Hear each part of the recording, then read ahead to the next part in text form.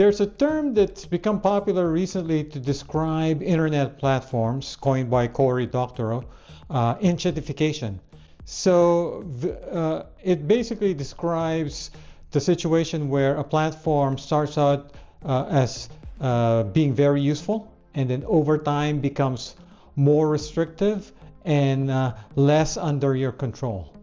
And it got me thinking. So AI, obviously, we're still in the early days and starting to get useful, but are we starting to see some similar signs?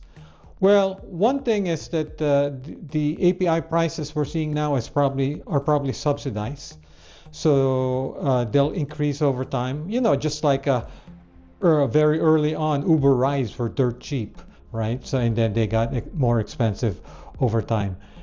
Another thing that more and more people are noticing, especially developers, and this is more on the annoying side, is how would I put it? It's like a degradation of services, right? So, or depreciation, deprecation of models. So something that works today may no longer work tomorrow, or a model that's available today may no longer be available tomorrow. It might also show up as, okay, so you're paying at this tier. Well, the tier you're on is no longer as powerful or as useful as this next more expensive tier, so you'll have to move over there.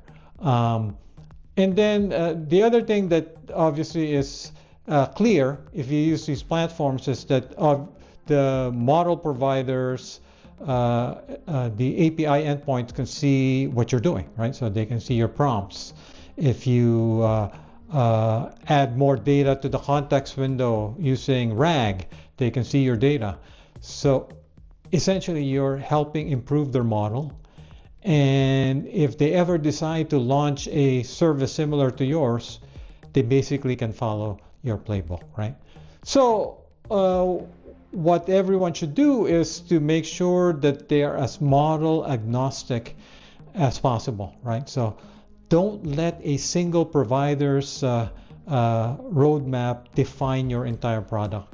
So make sure that you are architected so that you own as much of your service as possible and control them, and that you can swap providers at will, basically. And as these AI models and agents become more useful, and I think there's a lot of evidence now that they are going to really be disruptive to knowledge work, the societal implications, the employment implications are coming front and center.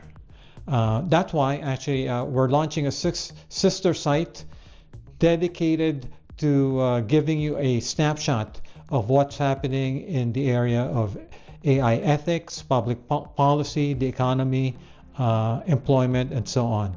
You can find it at ethics.dev, and we'll be refreshing what's on that page several times a day. So go ahead and bookmark it.